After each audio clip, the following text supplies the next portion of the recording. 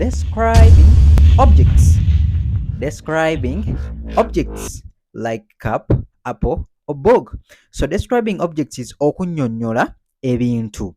Okunnyonnyola ebintu. Remember here at Benny Bain 2178, we learn Luganda and English with ease. Okay, let's proceed. Describing objects, it means the way we talk about the objects. It means the way we talk about the objects. And this in Luganda is okunnyonnyola ebintu. Kitegeeza engeri gye twogera ku bintu. Engeri gye twogera ku bintu. Remember, objects can be described in appearance, shape, function, or color. Once again, objects can be described according to appearance, shape, function, or color. Kintu kiyinza okunnyonnyolwa mu ndabika, omugaso, oba mu langi. Ekintu kisobola okunnyonnyolwa mu ndabika, omugaso, oba langi. Okay, let's have some examples. For example, this is a red cup. This is a red cup. It has a circular top. It has a circular top.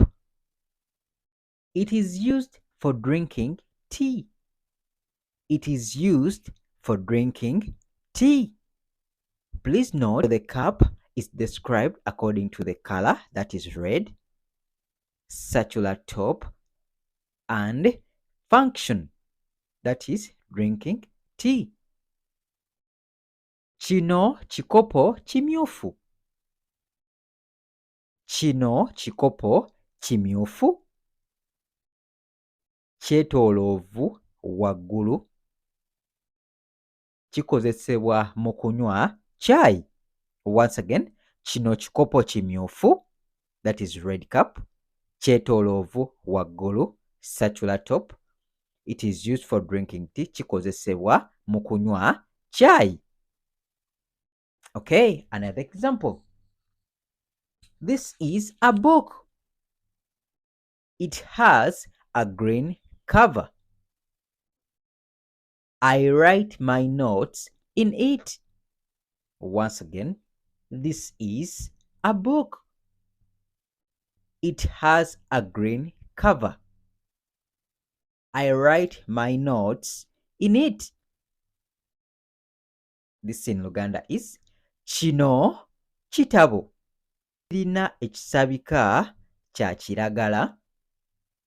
Mpandiika mu notisi zange. Once again, kino kitabo. This is a book. Kirina ekisabika kya kiragala. It has a green cover. Mpandiikamu notisi zange. I write my notes in it. Okay, let's go to example 3. This is a train. It moves on railway lines. It is very long. Once again, this is a train. It moves on railway lines. It is very long. Eno gaali ya mukka. Etambulira ku railway lines. Mpanvu nnyo. Once again, eno gaali ya mukka. This is a train. Etambulira ku railway lines. It moves on railway lines. Mpanvu nnyo. It is very long. Please note, at times and is used to combine two adjectives. Once again, at times and is used to combine two adjectives. Remember we said adjectives, they are used to describe more about the nouns. So era ekozesebwa okugatta ebinnyonnyolwa ebintu oba adjectives in English. Please note, era ekozesebwa okugatta ebinnyonnyola ebintu. An example. That bag is black and expensive. That bag is black and expensive. So here we've combined two sentences. That bag is black and expensive. So and is used to combine the two adjectives, and that is black and expensive, talking about the bag. Eyo ensawo nzirugavu era ya bbeeyi. Eyo ensawo nzirugavu era ya bbeeyi. So era tugikozesezza okugatta nzirugavu neya bbeeyi, black and expensive. Okay, another example. Her apple is red and sweet.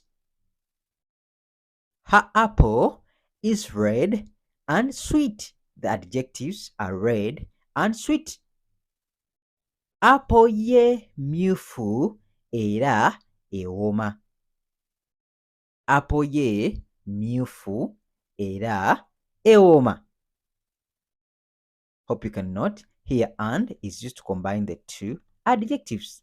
Era ekozesebwa okugatta ebyonnyonnyola ekintu, ebinnyonnyola ebintu bibiri. Okay, hope you've learned something. Let's continue on in the next video. Bye bye. Weraba.